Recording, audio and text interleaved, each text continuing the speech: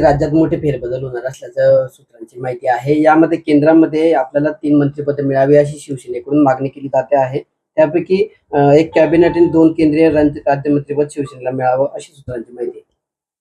नाही, ही चर्चा आता बऱ्याच वृत्तपत्रातून किंवा तुमच्या चॅनल्सद्वारे आम्हाला बघायला मिळते. साहजिक आहे, आता शिवसेनेच्या खासदारांच्या संख्या पाहिलं तर राज्यसभा आणि लोकसभा मिळून जवळपास 15 खासदार आता आमचे आहे. त्यामुळे मला खात्री आहे की वरच्या नेतृत्वाला शिवसेनेला या ठिकाणी मंत्रिपद देण्यास काही हरकत राहणार नाही, कारण की या सगळ्यात विश्वासातला मित्र म्हणून आज एकनाथ शिंदे त्यांच्याकरता काम करत आहे.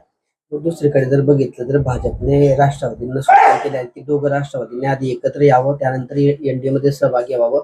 असं झालं तर दोघी गटाला एक एक मंत्रिपद देऊ. आता राष्ट्रवादीने काय करावं हा राष्ट्रवादीचा प्रश्न आहे, आणि मला तरी असं वाटतंय की दोघं राष्ट्रवादी हे वरती केंद्रात किंवा राज्यात देवाभाऊ किंवा शिंदे साहेबांच्या संपर्कामध्ये आहे. त्यामुळे एनडीए मध्ये ते सामील होतील हे चित्र स्पष्ट झालेलं आहे. पण एकीकरणाचा विषय आता त्यांच्या दोघांच्या अवलंबून असल्यामुळे ते दोघं जण निर्णय घेतील.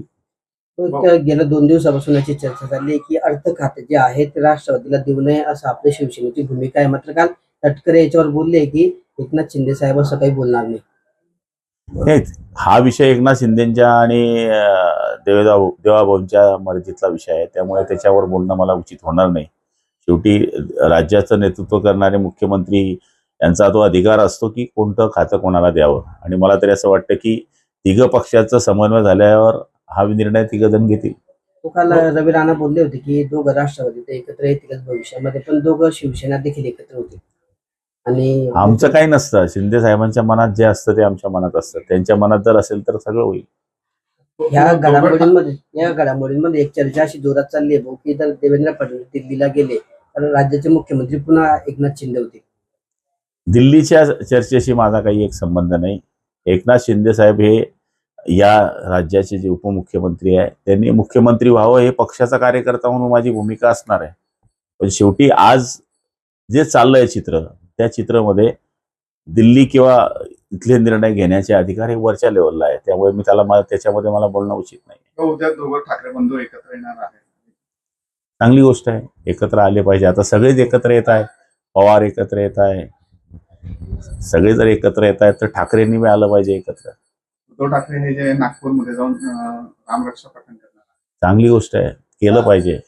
प्रभू रामचंद्र हे आपलं दैवत आहे आणि त्यांचं पठण करणं म्हणजे चांगली गोष्ट आहे. सामाजिक कार्यकर्ते तृप्ती देसाई जे आहेत त्यांनी शिक्षण मंत्री जे दादा भुसे यांच्या खात्यावर आरोप केलेले आहेत की ओएसडींना पैसे दिल्याशिवाय कुठलीच शिक्षण खात्याची फाईल अंतिम होत नाही असा आरोप केला आहे.